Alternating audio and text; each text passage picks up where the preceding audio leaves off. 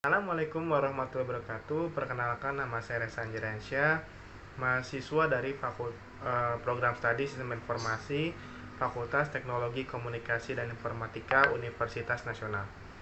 Pada kesempatan kali ini saya akan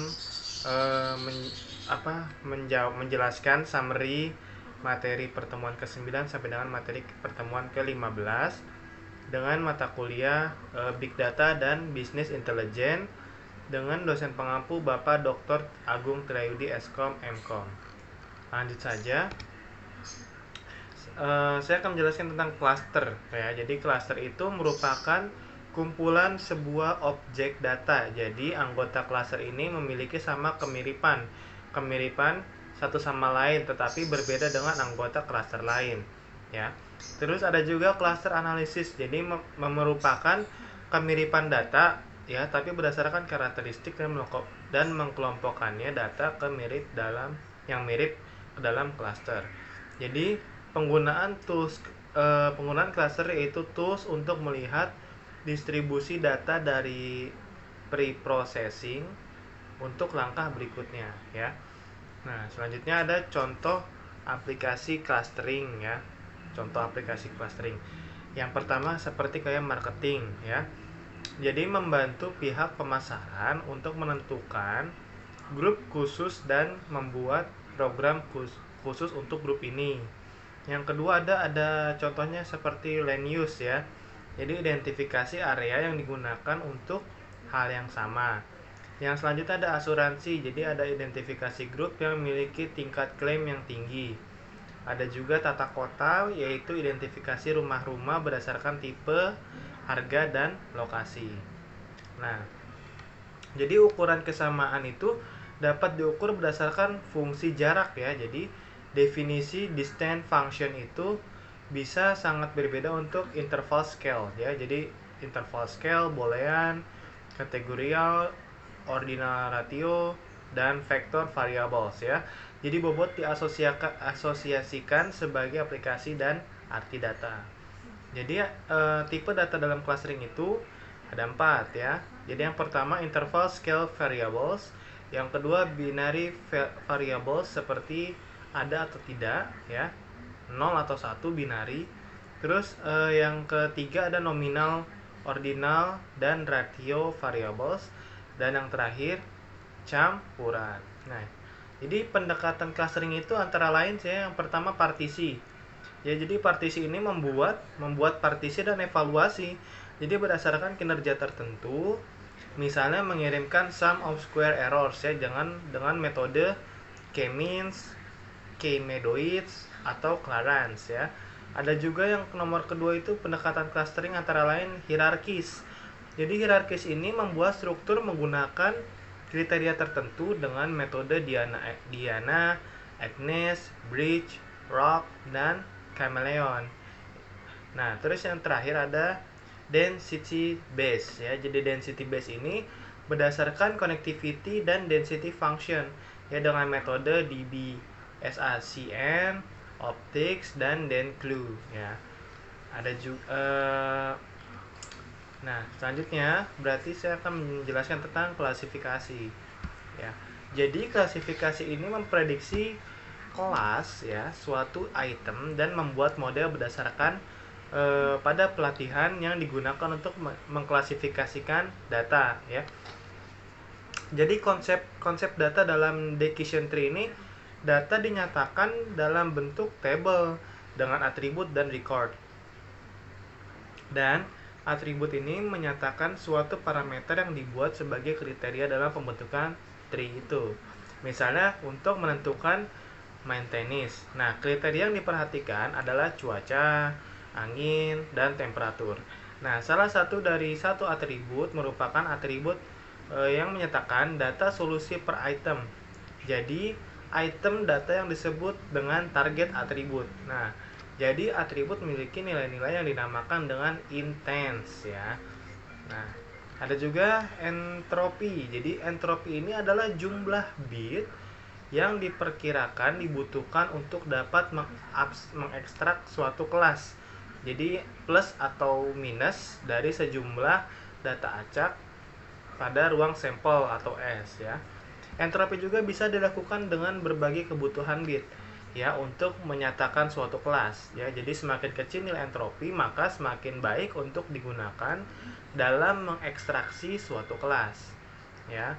Terus yang selanjutnya ada permodelan deskriptif, ada permodelan prediktif. Nah, kalau misalnya permodelan deskriptif itu apa sih? Permodelan deskriptif itu model klasifikasi yang dapat berfungsi sebagai alat penjelasan untuk membedakan objek dalam kelas yang berbeda. Tapi kalau misalnya permodelan prediktif itu model klasifikasi yang dapat digunakan untuk memprediksi label kelas ya, label kelas yang tidak diketahui pada objek atau recordnya. Klasifikasi berarti proses pembelajaran secara terbimbing ya. Jadi untuk melakukan klasifikasi tersebut dibutuhkan training set ya sebagai data pembelajaran. Jadi setiap sampel dari training set memiliki atribut dan kelas label. Nah, selanjutnya saya akan bahas tentang time series forecasting atau peramal deret waktu. Ya, jadi peramal deret waktu di sini adalah suatu teknik analisis suatu teknik analitik prediktif tertua yang diketahui ya. Itu telah ada dan digunakan secara luas bahkan sebelum istilah analisis prediktif diciptakan. Nah, jadi metode peramalan deret waktu ini ada dua ya. Yang pertama metode berbasis data. Kalau metode berbasis data itu tidak ada perbedaan antara prediktor dan target. Jadi teknik ini seperti rata-rata deret waktu atau pemulusan dianggap sebagai pendekatan berbasis data untuk peramalan deret waktu. Nah, ada juga model driven method ya. Jadi mirip dengan model prediksi atau konvensional ya, yang memiliki variabel independen dan dependen. Tetapi juga twist variabel independen sekarang adalah waktu. Nah, jadi dalam metode berbasis model ini adalah waktu adalah preditor atau variabel independen dan nilai deret waktu adalah variabel dependen. Nah, metode berbasis model ini umumnya lebih disukai ketika deret waktu tampaknya lebih pada pola global ya. Jadi idenya adalah parameter model akan menangkap pola-pola ini ya. Jadi dengan demikian memungkinkan kita untuk membuat prediksi ya untuk setiap langkah ke depan di masa depan ya, dengan asumsi bahwa pola ini akan berulang gitu ya. Nah, jadi untuk deret waktu dengan pola lokal alih-alih para pola global, jadi menggunakan pendekatan berbasis model, memerlukan penentuan bagaimana dan kapan pola berubah yang sulit. Nah, selanjutnya saya akan membahas tentang algoritma a priori. Nah, jadi di sini algoritma a priori ini termasuk dalam jenis aturan asosiasi pada data mining.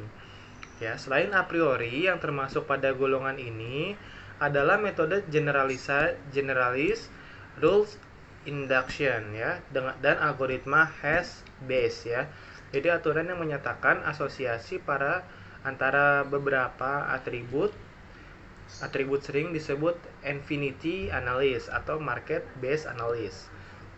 Nah, jadi analisis asosiasi atau association rules mining adalah teknik data mining untuk menentukan aturan asosiatif ya antara suatu kombinasi item. Nah, contoh aturan asosiatif dari analisa pembelian di suatu pasar swalayan adalah dapat diketahui beberapa kemungkinan seseorang pelanggan membeli roti bersama dengan susu. Jadi, dengan pengetahuan tersebut, memiliki pasar swalayan dapat mengukur penempatan barangnya atau merancang kampanye pemasaran dengan memakai kupon diskon untuk kombinasi barang tersebut. Jadi, analisis asosiasi menjadi terkenal sehingga aplikasinya untuk menganalisa isi keranjang belanja di pasar swalayan.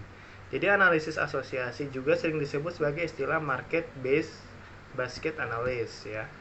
Nah, jadi analisis asosiasi juga dikenal sebagai salah satu teknik data mining yang menjadi dasar dari berbagai bentuk berbagai teknik data mining lainnya. Jadi khususnya salah satu tahap dari analisis asosiasi yang disebut analisis pola frekuensi tinggi atau frequent pattern mining ya. Jadi menarik sebuah perhatian banyak peneliti untuk menghasilkan algoritma yang efisien. Nah, selanjutnya saya akan membahas tentang regresi dan korelasi linier sederhana.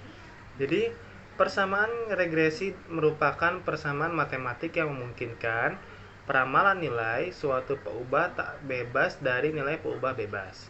Jadi, diagram pancar atau scatter diagram merupakan diagram yang menggambarkan nilai-nilai observasi peubah tak bebas dan peubah bebas. Jadi, nilai peubah bebas ditulis pada sumbu X atau sumbu horizontal. Dan nilai peubah tidak bebas ditulis pada sumbu Y atau pada sumbu vertikal. Jadi nilai peubah tak bebas ditentukan oleh nilai peubah bebas. Nah, cukup sekian summary dari materi ke-9 sampai dengan ke-15. Mohon maaf apabila ada kurang dan salahnya. Wabillahi taufiq wal hidayah. Wassalamualaikum warahmatullahi wabarakatuh.